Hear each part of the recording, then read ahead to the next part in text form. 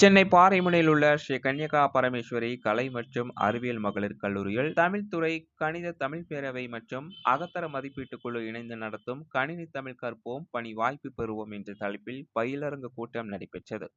இதில் கணினித்துறை உதவி பேராசிரியர் மைத்திலி தலைமையில் மாணவர்களுக்கு செயற்கை நுண்ணறிவு செயல்திறன் குறித்தும் மற்றும் பணி வேலைவாய்ப்பு குறித்தும் மாணவர்களுக்கு விளக்கம் அளித்தார்.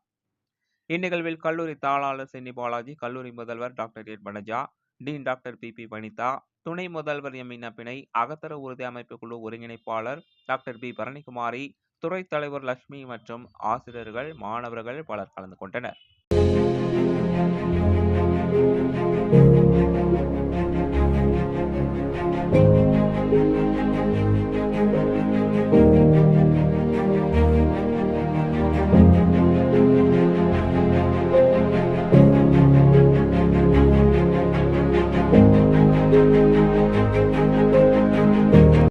இன்று கன்னிகா பரமேஸ்வரி கலை மற்றும் அறிவியல் கல்லூரியில் கனித்தமிழ் பேரவை சார்பாக பயிலரங்கம் நடைபெற்றது. அதில் தலைப்பு கணினி தமிழ் கற்போம் பணி வாய்ப்பு பெறுவோம்.